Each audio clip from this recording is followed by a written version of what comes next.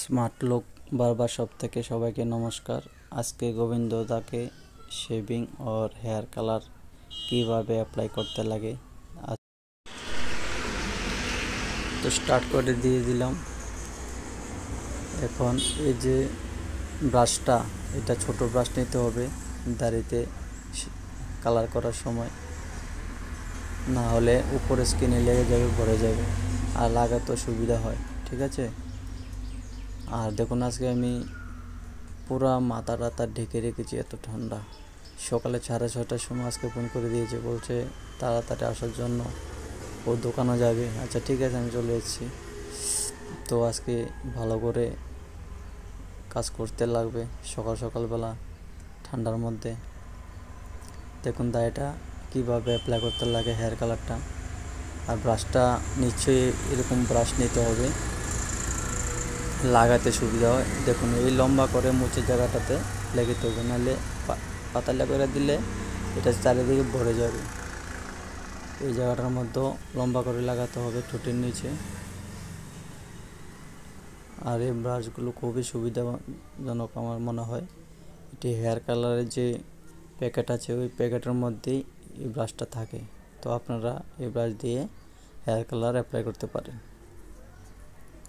তো ভিডিওটি কেমন লাগে আপনাদের কাছে কমেন্টে বলতে পারেন, আর লাইক শেয়ার কমেন্ট করে দেবেন।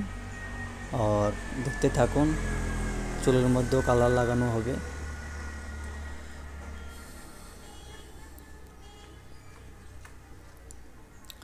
আর আপনার সাথে থাকলে আরও ভালো ভালো ভিডিও বানানোর চেষ্টা করব। কমেন্টে ভালো ভালো কিছু বলবেন, ভালো হয়েছে বা খারাপ হয়েছে, যে যার মনে যেরকমই আসে বলবেন, তাতে আমার কোনো সমস্যা নেই। তো আমি একটু সামনের দিকে এগিয়ে যেতে পারবো।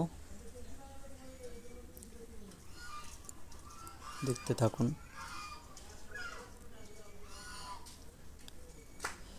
দাড়ির মধ্যে মোটামুটি কালার লাগানো হয়ে যাচ্ছে। তারপরে আমরা চুলে কালার করব।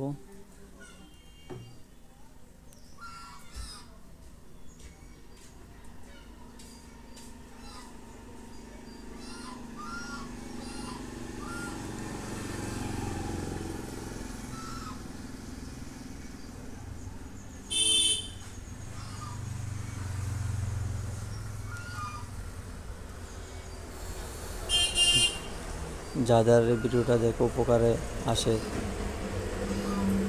তারা নিশ্চয়ই একটা কমেন্ট, শেয়ার, লাইক করে দেবেন, পাশে থাকবেন। আপনাদের জন্য আরও কিছু ভিডিও বানানোর জন্য চেষ্টা করব।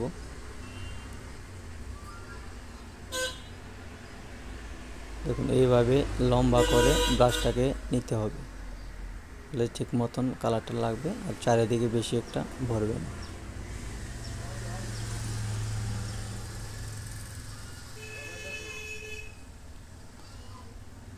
এবং এখন চুলে কালার করব। দেখুন ব্রাশটা চেঞ্জ করে দিয়েছি, ঠিক আছে। এবার হার্ড ব্রাশ লাগবে, কারণ চুল তো বেশি, তার জন্য।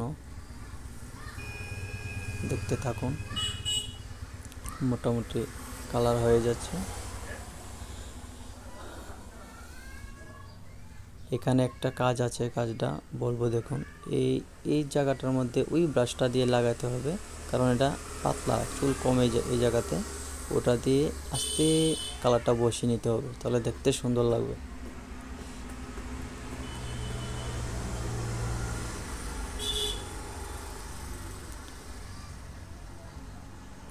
তো কথার মধ্যে যদি কোনো ভুল হয়ে থাকে আপনাদের ক্ষমা করে দেবেন।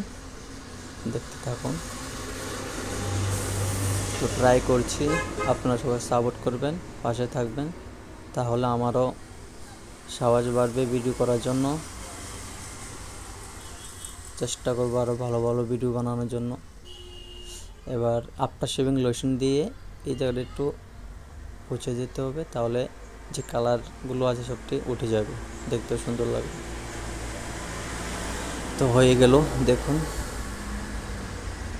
কেমন লাগছে। আর অ্যাকচুয়ালি আমার ভিডিওটা নর্মাল মোবাইল অ্যান্ড্রয়েড, তার জন্য ক্যামেরাটা মোটামুটি তো হাইফাই নেই।